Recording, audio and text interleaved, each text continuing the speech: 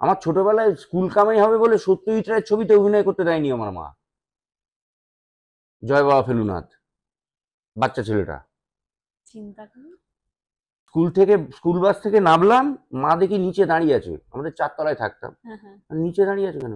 চ রিক্সায় ওঠ। রিক্সা? ওখান থেকে রিক্সায় করে নিয়ে গিয়ে সেলুনে নিয়ে চলে গেল, চুলটা মুড়িয়ে দিল। আমি বললাম, কি হলো?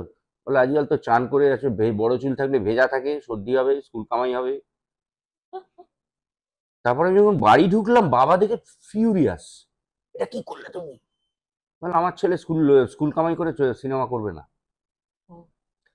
কিন্তু পরের দিন সত্যজিৎ রায়ের কাছে যাওয়ার কথা আমার বাবার সঙ্গে। গেলাম, উনি দরজা খুলেই, কি করেছো শুভেন্দু, এ তো বাটি ছাঁট দিয়ে দিয়েছো।